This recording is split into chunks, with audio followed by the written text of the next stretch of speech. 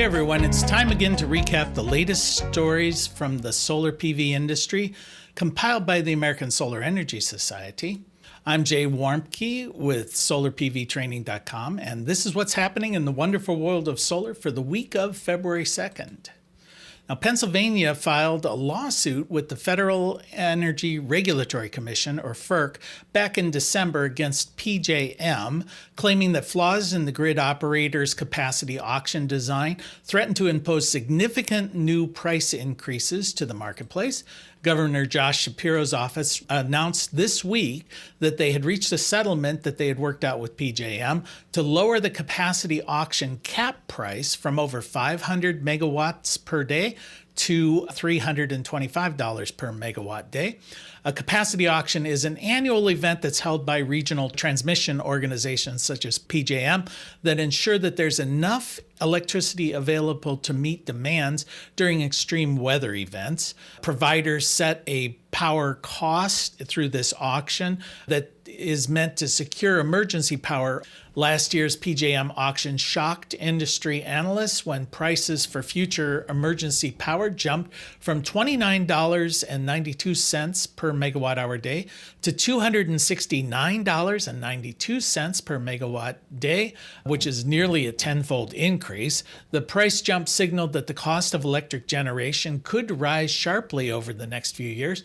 The spike in capacity prices was driven in large part by power plant retirements, increased load demand, and new market rules that aim to better reflect the risks from extreme weather. The state has also announced several steps to increase generation supply, such as reopening the interconnection queue to bring new generations projects online and to speed up the approval process.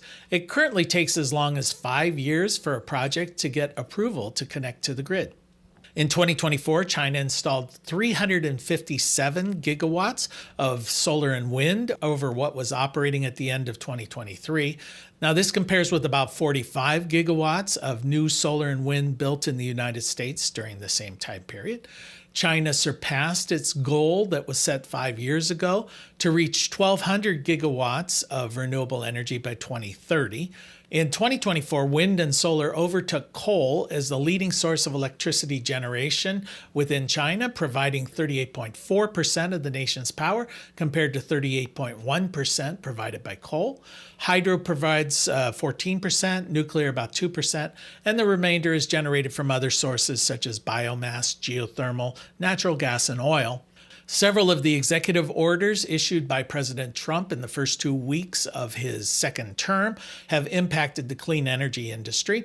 These include a 6-month pause on all offshore wind development in federal waters, a pause on certain Inflation Reduction Act and Infrastructure Act fundings, and a freeze on all federal grants and loans. Now, many clean energy developers have paused projects while awaiting further clarification on the scope of these orders or the impact, according to Utility Dive magazine, while others state that they're proceeding with operations as normal. Lawyers for developers noted that the period of uncertainty resulting from these executive orders will probably have more of an impact on projects that are in the permitting phase of their development, as these projects are put on hold, awaiting to see if they will get the proper paperwork to proceed. Trump's blanket order freezing federal loans and grants was seemingly rescinded last Wednesday, but clarifying statements by White House Press Secretary Carolyn Leavitt only served to further confuse the situation. Industry analysts noted that renewable energy investment and production credits that are outlined under the IRA are probably outside of the scope of these executive orders and are considered safe for the moment by the industry. They noted that these were congressionally passed mandates and they only can be rescinded through congressional action. China's electric vehicle industry has reached a new milestone in 2024, marked its 10th year of being the country with the most production of EVs as well as the most purchases or record sales of EVs. EVs made up a total of 40.9% of new vehicle sales in China, according to the China Association of Automobile Manufacturers. This is up 9.3% from 2023. Global sales of EVs reached more than 14 million in 2023, and 18% of all cars sold are currently electric, according to the International Energy Agency.